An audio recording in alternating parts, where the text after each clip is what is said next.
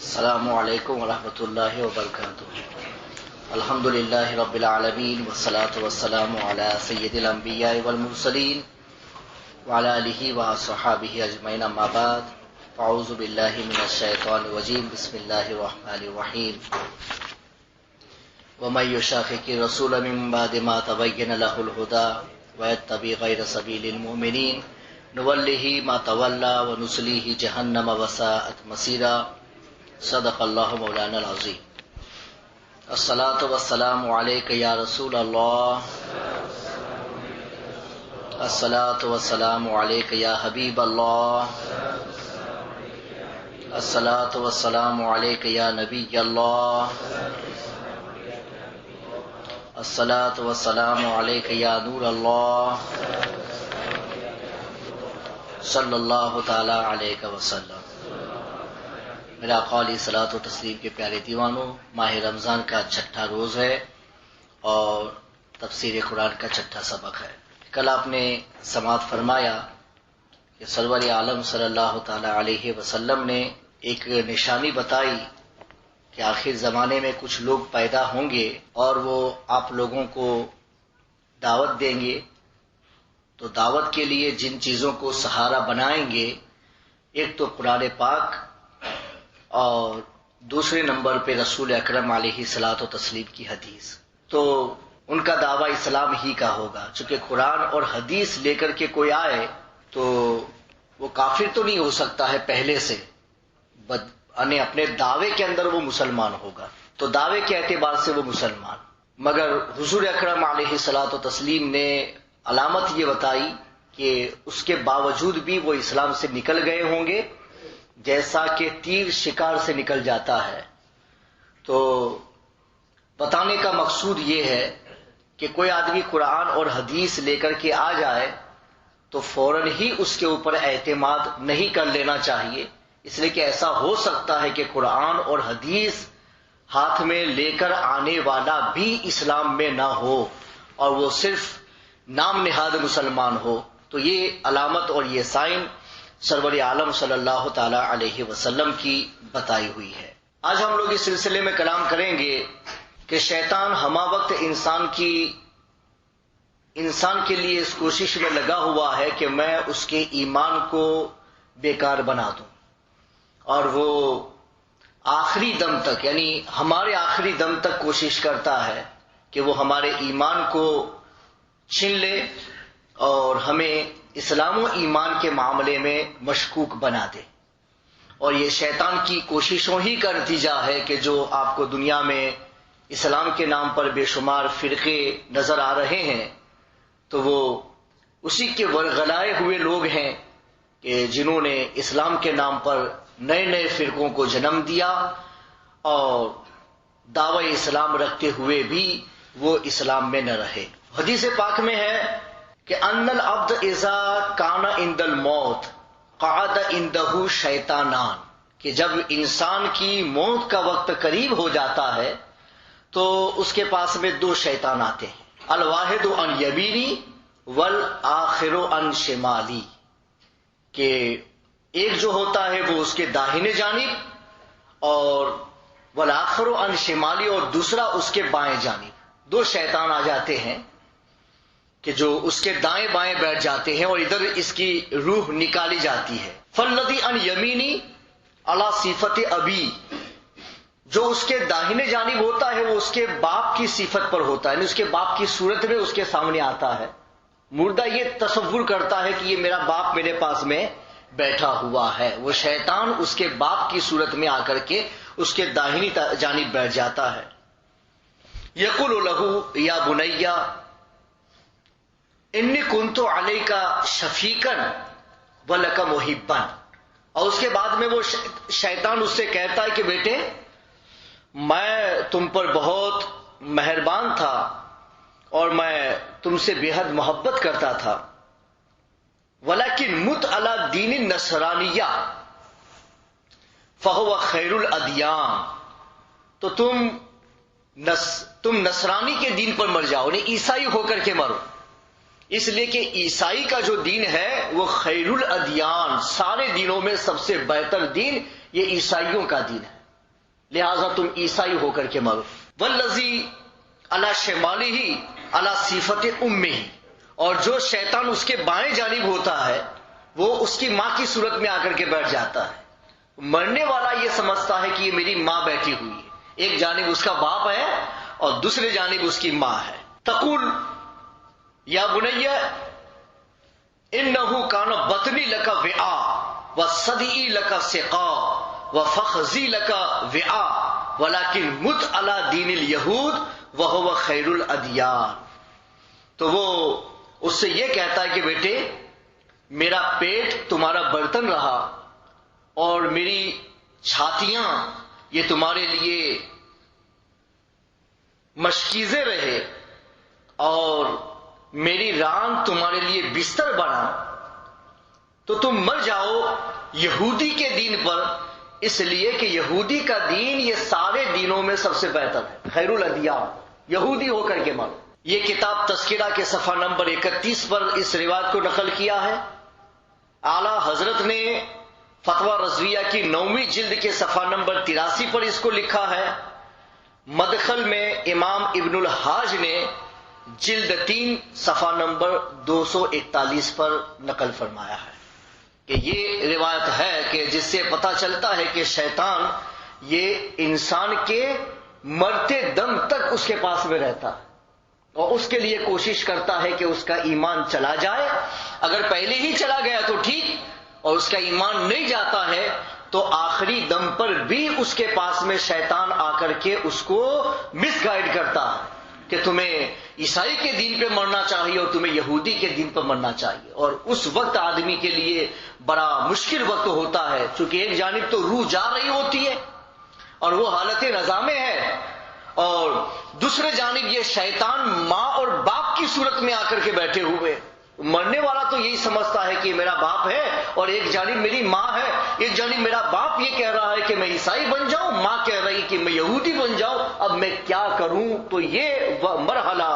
بڑا کٹھن مرحلہ ہے ایک مرنے والے کے لیے کہ جس وقت شیطان اس کے پاس میں بیٹھا ہوا اس کو مس گائیڈ کرتا ہے کہ اسلام کو چھوڑ دو.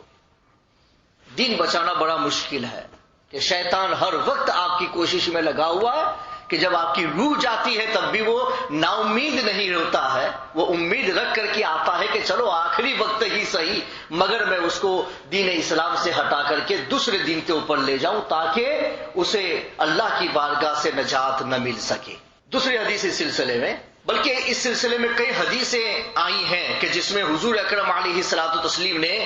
یہ فرمایا ہے کہ آدمی کی جب موت واقع ہونے والی ہوتی ہے تو اس کے پاس میں شیطان آ جاتا ہے. اس لیے حضور اکرم علیہ الصلوۃ والتسلیم نے یہ ارشاد فرمایا کہ لکھنوا موتاکم، کہ تم اپنے مردوں کو تلقین کرو. مردوں کی تلقین سے مراد کیا ہے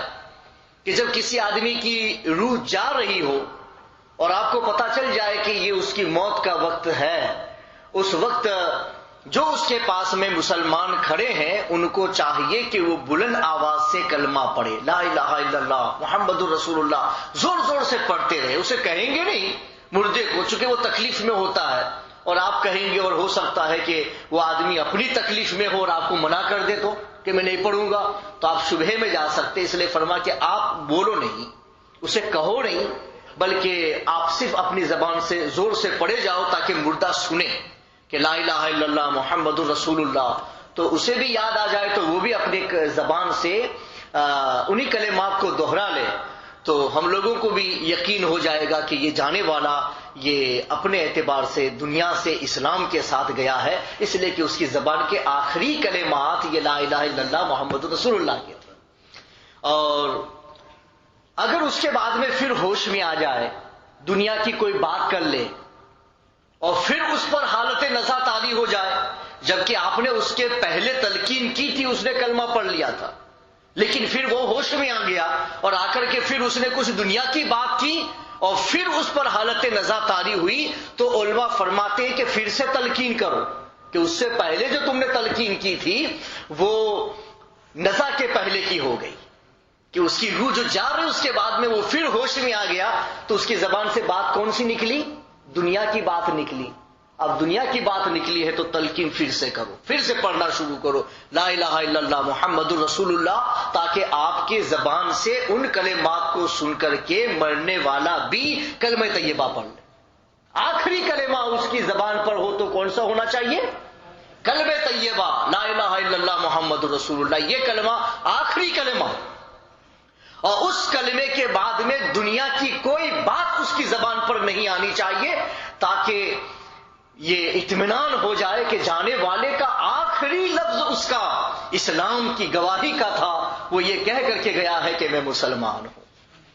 اور بات ہے کہ کوئی آدمی نہ پڑھ سکے تو اس کی وجہ سے ہم یہ تو نہیں کہہ سکتے ہیں کہ وہ کافر ہو کر کے مرا ہے، چونکہ ہم نے اس کو کلمے کی تلقین کی مگر اس نے تو پڑھا ہی نہیں، وہ پہلے سے مسلمان ہے تو آپ اس کو مسلمان ہی سمجھیں گے اور مسلمان ہی مانیں گے۔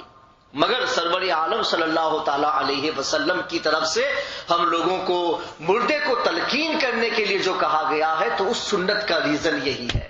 کہ شیطان اس کے پاس میں آ کر کے ماں باپ کی صورت میں بیٹھ کر کے دوسرے مذاہب کی گائیڈ کرتے ہیں کہ یہ بن جاؤ وہ بن جاؤ، مرتے ہوئے ایسا ہو کر کے جاؤ تاکہ تمہارے لیے وہاں آسانی رہے۔ جو یہودی ہو کے مرا ہے، عیسائی ہو کے مرا ہے، وہ تو وہاں بہت آرام سے رہتا ہے، اور تم بھی ایسے ہو کے جاؤ گے تو تم بھی آرام سے رہو گے۔ تو اسلام کے بارے میں اسے شبہہ ڈالتا ہے شیطان، مسلسل اس کی تلقین یہ اس کے لیے کفر کی ہوتی ہے کہ وہ اسلام سے نکل جائے۔ تو سرور عالم صلی اللہ علیہ وسلم نے ہم لوگوں کو گائیڈ کی کہ اس کے پاس میں کھڑے رہنے والے مسلمانوں کا یہ ذمہ ہے کہ وہ اپنی طرف سے اس کو اسلام کی گائیڈ کرتے رہیں اور کلمہ طیبہ پڑھتے رہیں، تاکہ مرنے والا وہ سنے تو اس کے دماغ میں یاد رہے یہ شیطان ہے جو مجھے غلط تلقین کر رہے ہیں، اور میرا کلمہ تو وہی تھا کہ لا الہ الا اللہ محمد الرسول اللہ۔ تو ادھر شیطان کی تلقین ہوتی ہے کہ تو اسلام سے نکل جا،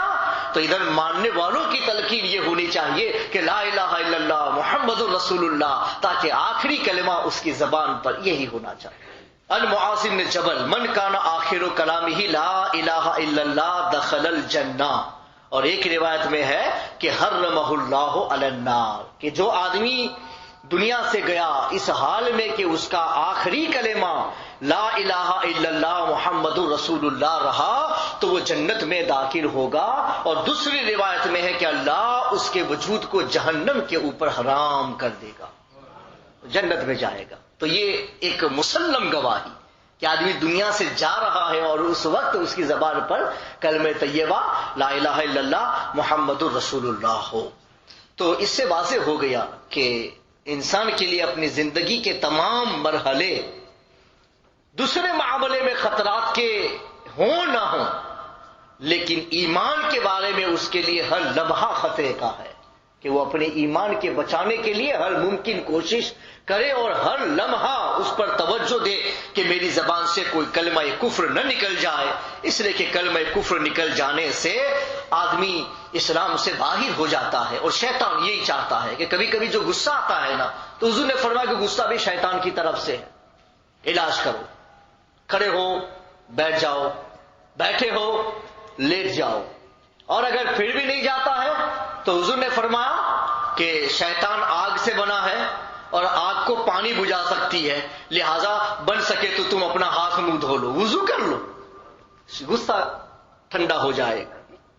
آگ بجھ جائے گی۔ غصے کے بارے میں کنٹرول کرنے کے بارے میں بارہا کہا گیا۔ کیوں کہا گیا؟ اس لیے کہ غصے میں بھی شیطان شریک ہوتا ہے، اور غصے میں بھی شیطان آپ کو مسائل میں معاملات میں بزید کرتا ہے، اور پھر ایسی صورت میں کوئی آپ سے اسلام کے بارے میں کوئی ڈیبیٹ کر رہا ہو تو آپ کو اسلام کی باتوں پر بھی آپ کو منکر بنا دیتا، یہ کہہ دیتا جاؤ کہہ لو کہ چلو میں نہیں مانتا ہوں، جاؤ تم سے ہو سکے وہ کر لینا۔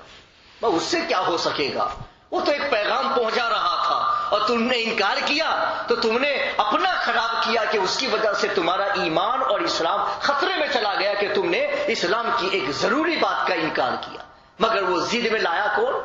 شیطان۔ اس لیے مسائل شرعیہ میں عوام کو ڈیبیٹ میں نہیں جانا چاہیے، یہ آپ کا موقف نہیں ہے، علماء کا کام ہے کہ مذہب کے سلسلے میں ڈیبیٹ وہ کریں گے۔ اب تمہارے جیسا کوئی یہ کہے کسی وہابی سے جا کر کے کہ ہم اہل سنت سنت والجماعت حق پر ہے، چلو ہمارے ساتھ بحث کرنی ہو تو آ جاؤ، اور تم اس کے ساتھ میں بحث کرنے لگے، نہ تمہیں قرآن کی آیتوں کا پتہ ہے، نہ تمہیں رسول پاک کی حدیثوں کا نالج ہے۔ وہ کہے گا قرآن میں یہ لکھا ہوا ہے، اب تم کیا کرو گے؟ وہ کہے گا حدیث میں یہ ہے، وہ کھول کے بھی بتا دے گا، تم کیا کرو گے؟ تمہیں تو پتہ ہے ہی نہیں یہ حدیث یہ منسوخ ہے یا اس کا درجہ ناسخ ہے، اس کی تاریخ کیا ہے، علماء کا فیصلہ اس سلسلے میں کیا ہے، ائمہ مجتہدین کس جانب گئے ہیں، صحابہ کرام کا رجحان اس سلسلے میں کیا تھا۔ جب تک پوری مذہبی معاملے میں معلومات آپ کو نہ ہو تو آپ کو ڈبیٹ کرنے کا حق نہیں۔ بس آپ اتنا کہہ دو ہم اہل سنت ہیں، ہم حق پر ہیں، اور ہماری حقانیت کو اگر معلوم کرنا چاہتے ہو تو چلو ہمارے علماء کے پاس اور ان سے چڑھ کے بات کر لو، پھر ہم آپ کے ساتھ میں اس کا فیصلہ کریں گے کہ حق تم ہو یا حق ہم ہیں۔ عوام کا یہ نہیں، ورنہ ڈیبیٹ کے اندر بھی شیطان کبھی کبھی آپ کو ایسی باتیں بلا دیتا ہے کہ جس کی وجہ سے آدمی دائرے اسلام سے نکل سکتا ہے، یا کم سے کم آپ جواب نہ دے سکو کسی باطل عقیدے کا تو آپ خود مشکوک بن جاؤ گے، یا میری حقانیت کا تو میرے پاس میں کوئی جواب ہی نہیں۔ بلکہ عوام کی زبان پر ایک ہی جواب ہونا چاہیے کہ میں اہل سنت ہوں اور میں حق ہوں، اور میرا جواب یہ ہے کہ بس میری حقانیت خود میرا جواب ہے، اس کے علاوہ اور کسی دلیل کی ضرورت نہیں ہے۔ جیسا کہ خود حضرت امام راضی کی میں روایت بارہا نقل کر چکا ہوں کہ شیطان ان کو ورغلانے کے لیے آیا موت کے وقت، وہ جو حدیث کی بات ہے اور وہ جو ہے وہ تاریخی روایتیں جو اس سے میں چھوڑ رہی ہے، آیا شیطان ان کے پاس، اور امام راضی دلائل کے انبار تھے ان کے پاس میں، اور تفسیر راضی کا پڑھنے والا سمجھ سکتا ہے کہ امام راضی کس فکری شخصیت کا نام ہے۔ انہوں نے کیسے کیسے دلائل ایک ایک مسئلے کے اوپر قائم کیے ہیں، آدمی کی عقل حیرت زدہ ہو سکتی ہے کہ ایک انسان کی عقل کی پہنچ اتنی دور بھی ہو سکتی ہے۔ ایسے آدمی کے پاس بھی شیطان آ کر کے کہتا ہے اللہ ایک ہے نا، تو کہا ہاں ایک ہے، چلو دلیل دو، اور جتنی دلیل دیتے گئے نا شیطان اسے توڑتا گیا۔ امام راضی کے پاس میں دلیل نہیں تھی تو ان کے پیر نے ان کو رہنمائی کی، نجم الدین کبریٰ نے، کہ فخر الدین شیطان سے بحث مت کرو، ڈیبیٹ مت کرو، یہ وقت ڈیبیٹ کا نہیں ہے، اسے کہہ دو کہ میں رب کو جو ایک مانتا ہوں بغیر دلیل کے ایک مانتا ہوں، وہ میری حقانیت ہے، دلیل کی کوئی ضرورت نہیں ہے، میری سمجھ میں آئے تب بھی اور نہ سمجھ میں آئے تب بھی بغیر دلیل کے میں اپنے رب کو ایک مانتا ہوں۔ جب شیطان کے سامنے امام فخر الدین رازی نے آخر میں یہ کہا کہ اے شیطان سن لے، تو نے میری ہر دلیل کو توڑ دیا ہے، تو میرا ایمان دلیل پر نہیں ہے، میرا ایمان اللہ و رسول کے فرمان پر ہے۔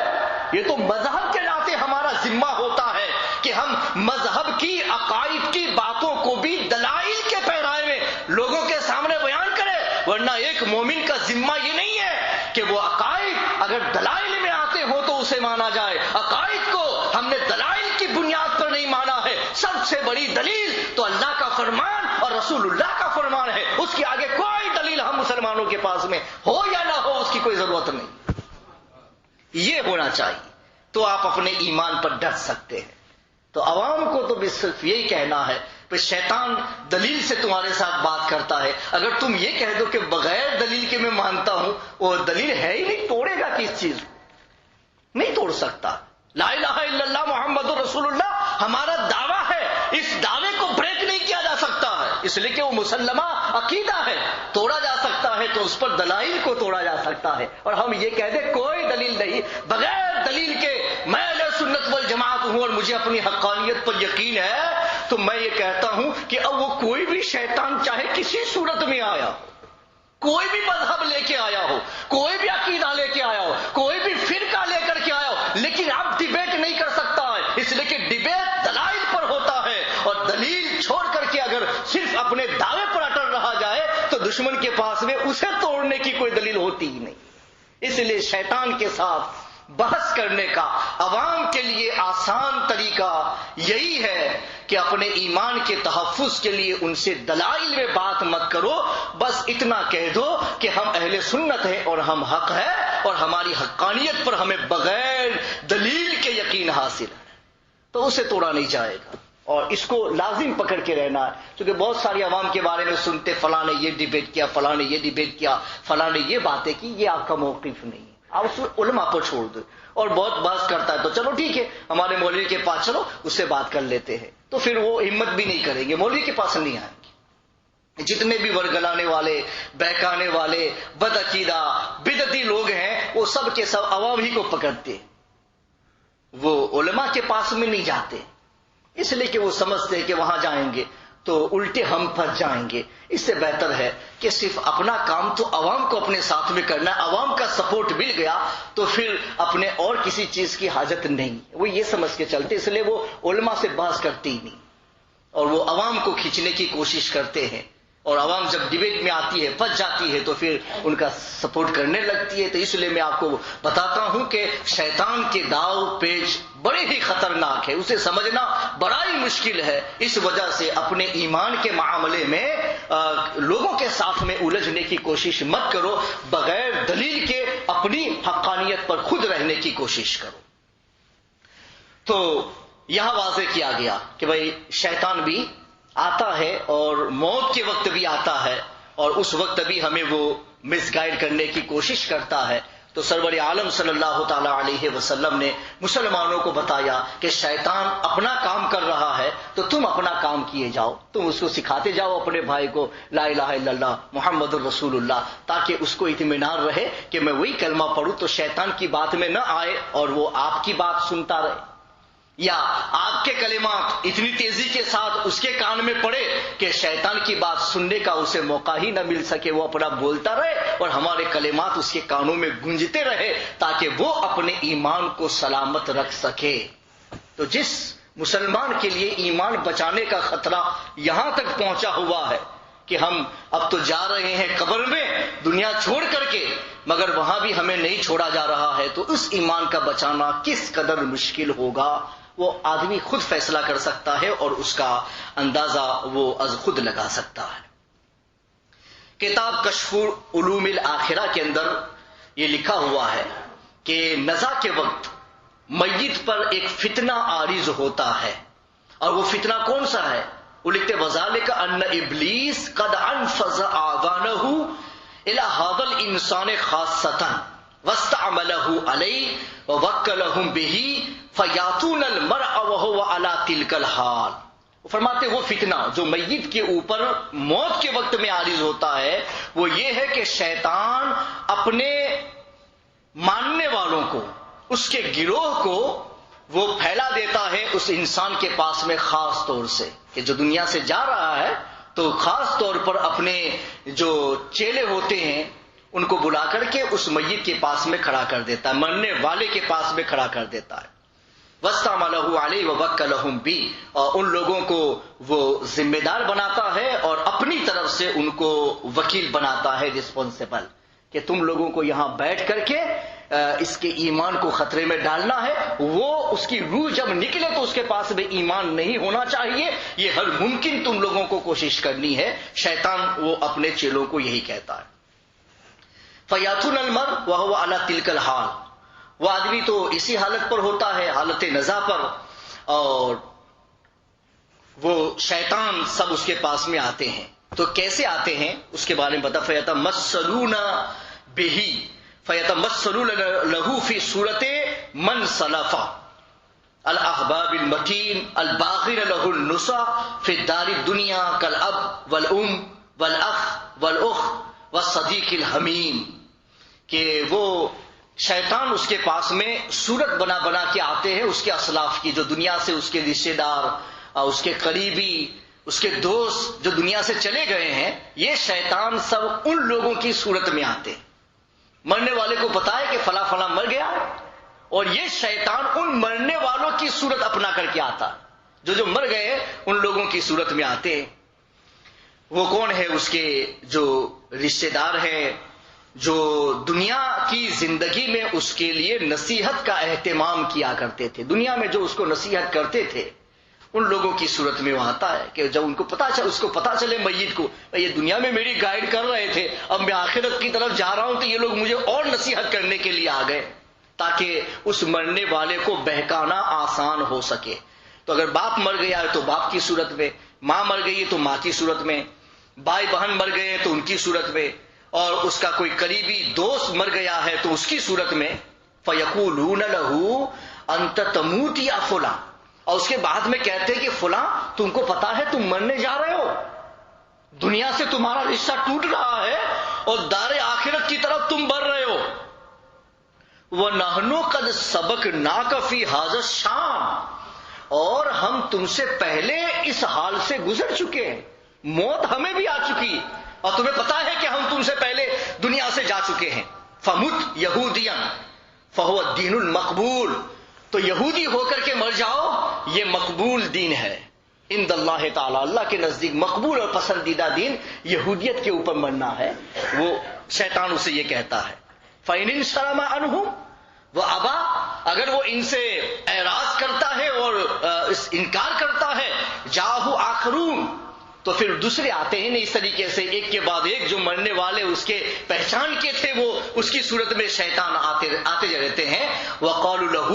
مُتْ نَصْرَانِيًّا، دوسرا آ کر کے کہتا ہے نصرانی ہو کر کے مرو. فَهُوَ دِينُ الْمَسِيحِ، وہ حضرت عیسیٰ کا دین ہے. وَقَدْ نَسَخَ اللَّهُ بِهِ دِينَ مُوسَىٰ، اللہ نے اس کے ذریعہ موسیٰ علیہ السلام کے دین کو منسوخ کر دیا ہے. وَيَذْكُرُونَ لَهُ عَقَائِدَ كُلِّ مِلَّةٍ، اسی طریقے سے الگ الگ آ کر کے الگ الگ دین کے بارے میں اسے بتاتا ہے، اسے رہنمائی کرتا ہے اور اسے یہ کہتا ہے کہ ایسا ہو کر کے مرو. ہم بھی مرے تھے نا، تو ہم، کوئی کہتا ہے ہم یہودی ہو کے مرے، کوئی کہتا ہے ہم عیسائی ہو کے مرے، کوئی کہتا ہے ہم یہ ہو کے مرے، وہ ہو کے مرے، بڑے آرام سے وہاں رہتے ہیں. اب تم اسلام پر جاؤ گے تو وہاں اسلام کی کوئی گنجائش ہے ہی نہیں، ان ادیان کی گنجائش ہے. اس لیے بھول مت کرنا، اگر تم مسلمان ہو کے مرا نا تو گیا کام سے. وہ کہتا ہے کہ ہم تم سے پہلے مر چکے ہیں اور اب ہم تمہیں نصیحت کر رہے ہیں. بتاؤ ایسی حالت میں ایمان بچانا کتنا مشکل ہوگا کہ شیطان رشتہ داروں کی صورت میں آئے، جسے ہم پہچانتے ان کی صورت میں آئے اور آ کر کے کہے کہ ہم تو پہلے مر چکے ہیں اور ہم وہاں آرام میں اس لیے ہے کہ اسلام کو ہم نے چھوڑا تھا اور فلاں دین کو اپنایا تھا اور تم بھی اپنا لو. تو وہ اب وہ مرنے والا اگر ان کی باتوں کو مان لے کہ چلو یار یہ تو پہلے مر چکے ہیں اور یہ تو دین اسلام چھوڑ کے دوسرے دینوں پر مرے تھے اور وہ وہاں اچھے رہے ہیں، تو میں کائی کو دھوکہ کھاؤں اور اسلام پر رہ کر کے جاؤں، تو آدمی شک و شبہہ میں مبتلا ہو جاتا ہے. اور ایسی صورت میں پھر ایمان جانے کا خطرہ ہو سکتا ہے کہ وہ بول دے کہ ہاں میں تم لوگوں کے دین پر ہوں اور دین اسلام پر نہیں. تو یہ خطرناک وقت ہے. تو فَإِنَّ ذَلِكَ يَزِيغُ اللَّهُ مَن يُرِيدُ زَيْغَهُ وَهُوَ مَعْنَىٰ قَوْلِهِ وَهَبْ لَنَا مِن لَّدُنكَ رَحْمَةً إِنَّكَ أَنتَ الْوَهَّابُ. تو حدیث میں ہے تو اللہ تبارک و تعالیٰ اس وقت جس کے دل کو ٹیڑھا بنانا چاہتا ہے اسے ٹیڑھا بنا دیتا ہے، اس کا ایمان چلا جاتا ہے. اور اللہ تبارک و تعالیٰ کی اعانت اور غیبی نصرت جس کے ساتھ میں ہوتی ہے وہ سلامت رہ جاتا ہے اور اس کا ایمان محفوظ رہ جاتا ہے. تو پھر اس کے بعد میں وہی قرآن کی آیت ربنا لا تزغ قلوبنا بعد اذ ہدیتنا وہب لنا من لدنک رحمہ انک انت الوہاب، اس کا ذکر فرمایا گیا کہ یہ آیت جو ہے وہ اسی کے لیے آپ کو یہ دعا سکھائی گئی کہ آپ اپنی زندگی میں یہ دعا مانگتے رہو کہ اللہ ہدایت دینے کے بعد میں میرے دل کو ٹیڑھا مت بنانا، ٹیڑھا مت بنانا، مجھے ہدایت ہی پر ثابت رکھنا. یہ دعا قرآن کی ہے نا، قرآن نے ہمیں سکھائی. کیوں سکھائی؟ اس لیے کہ ایمان کے لیے ہر لمحہ خطرہ ہوتا ہے. تو تم صرف اپنے ہی اوپر اعتماد مت کرو، ہاں کوشش تو تمہیں کرنی ہے بچانے کی، مگر اس کے ساتھ اللہ کی بارگاہ میں دعا بھی کرنی ہے تاکہ پروردگار عالم کی طرف سے بھی آپ پر کرم ہوتا رہے اور شیطان اور یہ جو بد عقیدہ لوگ ہیں وہ آپ کے اوپر کامیاب نہ ہو سکے اور آپ اپنے ایمان کی سلامتی کے ساتھ رب کی بارگاہ میں پہنچے. اس لیے قرآن میں بطور دعا کے اللہ نے ان کلمات کو اتار دیا تاکہ قرآن کی دعا سمجھ کر کے تو رب کی بارگاہ میں اسے مانگتے جاؤ تاکہ اس کی وجہ سے آپ کو آخرت میں فائدہ ہو جائے. تو وَهَبْ لَنَا مِن لَّدُنكَ رَحْمَةً إِنَّكَ أَنتَ الْوَهَّابُ، اسی دعا کا حصہ، یا اللہ مجھے اپنی طرف سے رحمت عطا فرما، بے شک تو خوب عطا فرمانے والا ہے. تو فرماتے اس رحمت سے مراد کیا ہے؟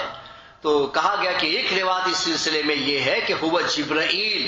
فَيَطْرُدُ عَنْهُ الشَّيَاطِينَ، اس سے مراد جبریل امین ہے کہ جو آدمی رب سے یہ دعا کرتا ہے اور رب کی بارگاہ میں اس کی دعا قبول ہو جاتی ہے تو اللہ تبارک و تعالی اس کی موت کے وقت میں جبریل امین کو اس کے پاس میں بھیج دیتا ہے، جبریل جاؤ اور اس مرنے والے کی مدد کرو.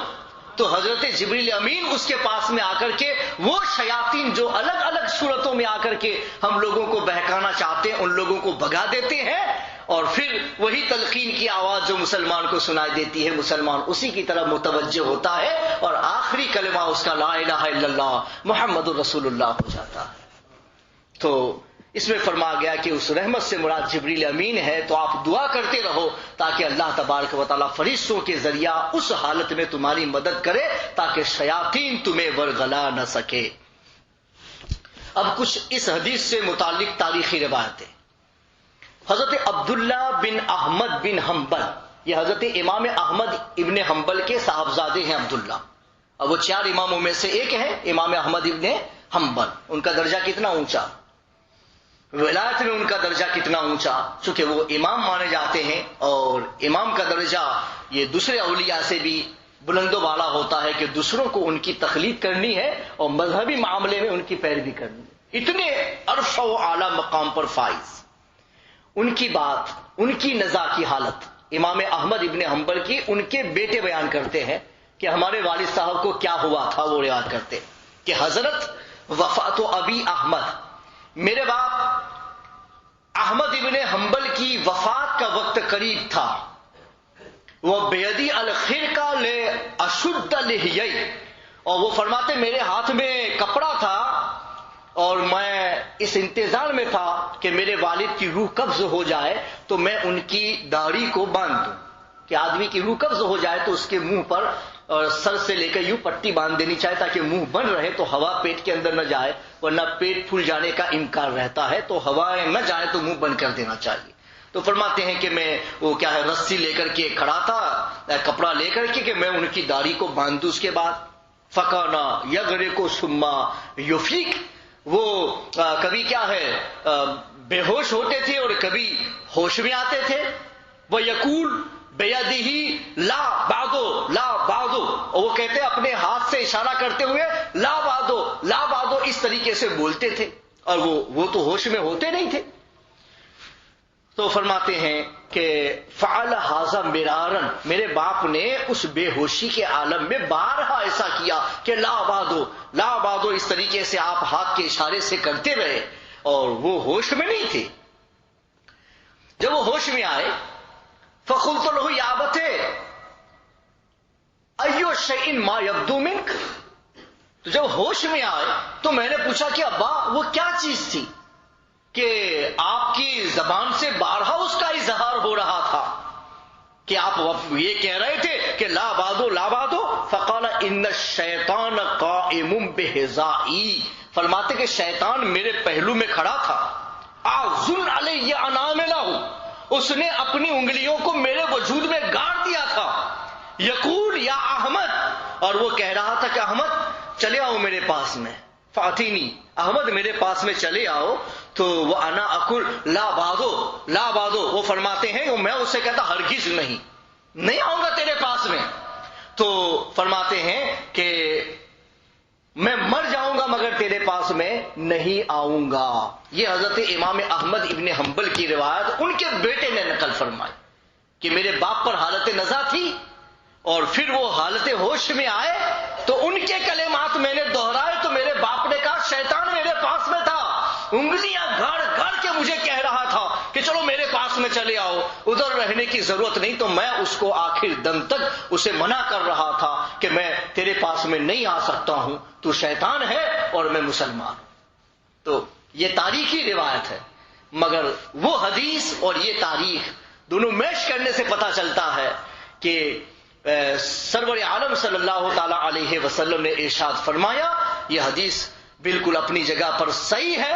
چونکہ یہ تاریخی روایتیں اس پر شہادت دے رہی ہیں کہ موت کے وقت ایسا ہو سکتا ہے. تو ایسے بڑے بڑے اماموں کے پاس میں بھی شیطان جاتا ہے اور ان کو چھوڑتا نہیں آخری دم تک. وہ چاہتا ہے کہ چلو پوری زندگی تو اس نے دین کا کام کیا ہے اور ہزاروں کو اس نے راہ راست بتائی ہے، لیکن اب جاتے ہوئے اسی کے راستے کو خطرے میں ڈال دو. تو شیطان آخری لمحے تک ہمارے لیے اس کوشش میں لگا ہوا ہے کہ ہمارا ایمان چلا جائے. ایک دوسرا تاریخ واقعہ اسی سلسلے میں ایک بڑے امام کا ہے کہ شیخ امام ابو العباس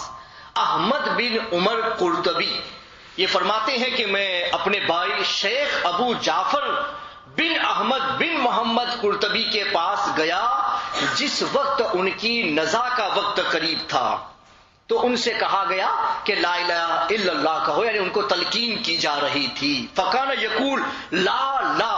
تو وہ جب ان کی روح قبض ہو رہی تھی اس عالم میں وہ لا لا کہہ رہے تھے۔ جب لوگ کہتے لا الہ الا اللہ محمد رسول اللہ پڑھو، اور وہ کہتے تھے لا لا، تو لا لا کے معنی عربی میں ہوتا ہے نہیں نہیں۔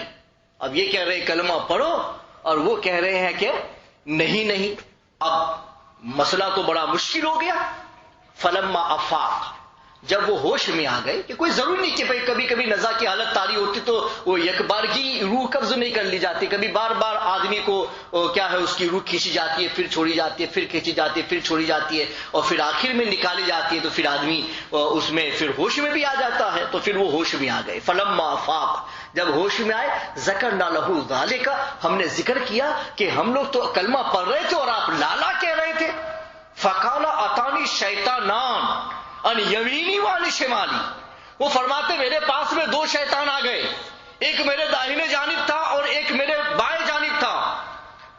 یقول احدہما، ان میں سے ایک کہہ رہا تھا کہ موت یہودی ہو کر کے مرو، فإنہ خیر الادیان، وہ بہترین دین ہے، والآخر یقول مت نصرانیا فإنہ خیر الادیان، اور دوسرا مجھ سے کہہ رہا تھا کہ عیسائی ہو کر کے مرو، عیسائی یہ بہتر دین ہے۔ فَقُلْتُ أَقُولُ لَهُمَا لَا لَا، وہ فرماتے میں ان شیطانوں کو کہہ رہا تھا کہ نہیں نہیں، تمہاری بات میں نہیں مانوں گا۔ الیہ تقولان ھذا، تم اس بات کی طرف مجھے بلانا چاہتے ہو کہ میں یہودی اور عیسائی بن جاؤں؟ نہیں نہیں نہیں نہیں، وہ نہیں نہیں شیطان کو کہہ رہے تھے، اور ادھر تلقین کرنے والے کلمہ پڑھا رہے تھے، اور یہ نہیں نہیں بولتے تھے، تو خطرہ ان کو ہو رہا تھا۔ امام کو ہو کیا گیا ہے کہ مرتے وقت ہم کہہ رہے ہیں کلمہ پڑھو، اور وہ کہتے ہیں کہ میں نہیں پڑھوں گا، میں نہیں پڑھوں گا۔ تو فرماتے ہیں کہ نہیں میں تم کو نہیں۔ فکان الجواب لہما لا لکما، میں تو شیطانوں کو جواب دے رہا تھا لا کے ذریعے سے، تم لوگوں کو نہیں۔ میں تو کلمے پڑھی ہوں، مگر میں شیطانوں کو جواب دے رہا تھا کہ میں تمہاری بات نہیں مانوں گا۔ بڑے بڑے اماموں کی بات، ان کے پاس بھی وقت نزا شیطان آتا ہے اور ورگلانے کی کوشش کرتا ہے کہ چلو زندگی بھر کی کوشش اس کے ساتھ میں بیکار گئی، آخری لمحہ باقی ہے دار العمل کا، اور اب بھی مجھے موقع غنیمت سمجھ کر کے اس کے ساتھ میں دلائل سے بحث کرنا ہی چاہیے تاکہ وہ اسلام و ایمان کو چھوڑ دے۔ تو یہ تاریخی روایتیں بتا رہی ہیں کہ آخرت کا مرحلہ بڑا دشوار گزار مرحلہ ہے، اور شیطان اس وقت بھی آ کر کے ہمارے ایمان کو نکالنے کی کوشش کرتا ہے۔ تو اس مسلمان کو اپنے ایمان کے بچانے کے لیے کس قدر کوششوں میں لگا رہنا چاہیے، اس کو تو ہما وقت یہ دعا کرنی چاہیے۔ دوسری دعا تم سے ہو سکے نہ ہو سکے وہ تم جانو، لیکن میرا ایمان سلامت رہے، ایمان سلامت رہے، یہ دعا رب کی بارگاہ میں بارہا تمہاری زبان پر ہونی چاہیے۔ کوئی دعا میں یہ الفاظ تو آپ کی زبان سے نکلنے ہی نہیں چاہیے، اس لیے کہ وہ سلامت رہا نا تو آخرت کے سارے معاملات آپ کے لیے آسان ہو جائیں گے، اور ایمان چلا گیا تو ساری مشکلات سامنے آ جائیں گی۔ تو حضور اکرم علیہ الصلوۃ والتسلیم یہ دعا بارہا پڑھا کرتے تھے، ربنا لا تزغ قلوبنا بعد اذ ہدیتنا وہب لنا من لدنک رحمہ انک انت الوہاب۔ یہ دعا حضور پاک صلی اللہ علیہ وسلم بارہا جب پڑھتے تھے تو حضرت ام سلمہ رضی اللہ تعالی عنہا سے روایت ہے، ابن جریر اور ابو حاتم نے اس کو روایت کیا، در منصور جلد 2 صفحہ نمبر 13 پر اس روایت کو انہوں نے نقل کیا ہے کہ ان النبی صلی اللہ علیہ وسلم یقول یا مقلب القلوب ثبت قلبی علی دینک، کہ حضور اکرم علیہ الصلوۃ والتسلیم یہ فرما کرتے تھے اپنی دعا میں، یا مقلب القلوب، اے دلوں کے بدلنے والے، ثبت قلبی علی دینک، میرے دل کو تیرے دین کے اوپر ثابت رکھنا، میرا دل تیرے دین سے ہٹ نہ سکے۔ تو حضور پاک کی یہ دعائیں امت کی رہنمائی کے لیے ہوتی ہے، ورنہ نبی تو معصوم ہوتا ہے، اس کے لیے کیا خطرہ، لیکن وہ امت کی رہنمائی کے لیے۔ اور پھر حضور اکرم علیہ الصلوۃ والتسلیم سے اس کی وجہ پوچھی گئی تو آپ نے یہی آیت تلاوت فرمائی، ربنا لا تزغ قلوبنا بعد اذ ہدیتنا وہب لنا من لدنک رحمہ انک انت الوہاب، کہ اس میں جو سکھایا جا رہا ہے کہ اے اللہ تو ہدایت دینے کے بعد ہمارے دل کو ٹیڑھا مت کرنا. تو یہ دل کا ٹیڑھا ہونا وہی ہے کہ آدمی کا دل اسلام سے پھر جائے. تو یہ دعا جو اللہ نے سکھائی ہے، اس وجہ سے میں بارہا یہی دعا کرتا ہوں کہ یا مقلب القلوب ثبت قلبی علی دینک. اور حضرت انس سے روایت ہے، یہ بھی در منصور دوسری جلد صفحہ نمبر 14 پر اس کو نقل کیا گیا ہے. انس قال کان النبی صلی اللہ علیہ وسلم یکثر ان یقول یا مقلب القلوب ثبت قلبی علی دینک. حضور پاک بکثرت یہ دعا مانگا کرتے تھے کہ اے دلوں کے پھیرنے والے، میرے دل کو تیرے دین کے اوپر ثابت کر دینا. قالوا یا رسول اللہ آمنا بک وبما جئت به فهل تخاف علینا. تو صحابہ نے پوچھا کہ حضور ہم آپ پر ایمان لائے، جو کچھ آپ لے کر آئے اس پر بھی ہم ایمان لائے، کیا آپ کو ہم لوگوں پر کوئی خوف ہے کہ آپ یہ دعا اکثر فرمایا کرتے ہیں؟ چونکہ نبی کی دعا یہ امت کے سکھانے کے لیے ہوتی ہے، اس لیے وہ حضور ان کو سکھانا چاہتے کہ یہ دعا بارہا مانگو. قال نعم، آپ فرماتے ہیں کہ ہاں مجھے خطرہ ہے، مجھے خوف ہے تمہارے اسلام و ایمان کے بارے میں. ان القلوب بین اصبعین من اصابع اللہ یقلبها، اس لیے کہ جو لوگوں کے دل ہیں وہ اللہ کی 2 انگلیوں کے درمیان ہے، اس کی شان کے مطابق، یعنی اس کے کنٹرول میں ہے. وہ جیسے چاہتا ہے دلوں کو پھراتا ہے. تو اللہ کے اختیار میں ہے، وہ کسی سے ناراض ہو جائے تو اس کے دل کو اسلام سے بھی پھیر دے، اور وہ کسی سے راضی ہو جائے تو مرتے ہوئے اس کے دل کو اسلام کی طرف مائل کر کے اس کو مشرف بہ اسلام بنا دے. اس کی چاہت پر ہے. اس لیے میں تم کو یہ دعا سکھاتا ہوں کہ تم بارہا یہ دعا مانگتے رہو کہ پروردگار عالم کی طرف سے تمہیں غائبانہ یہ سپورٹ حاصل رہے کہ شیطان تمہارے معاملے میں کامیاب نہ ہو سکے. تو یہ حضور پاک کی گائیڈ ہے. یہ حدیث اپنی جگہ پر بتا رہی ہے کہ ایمان بچانا بڑا مشکل ہے. جتنا آسان ہم سمجھ رہے ہیں اتنا آسان نہیں ہے. اس وجہ سے ایمان کے بچانے کے لیے ہم لوگوں کو ہر ممکن کوشش کرنی چاہیے. ہر کس و ناقص کی بات سننی نہیں چاہیے، اور یہ نہیں کہنا چاہیے کہ سنیں گی سب کی اور فیصلہ ہم خود کریں گے. نہیں، ہم اہل حق کی ہی سنیں گے اور حق ہی پر رہیں گے. جس کی زبان پر یہ کلمات جاری ہمیشہ رہیں گے وہ اپنے ایمان کو سلامت رکھ سکتا ہے. ہر ایک کی بات سننے والا اپنے دل پر کنٹرول نہیں جما سکتا ہے. اس پر تھوڑی تفصیل آئندہ. وما علینا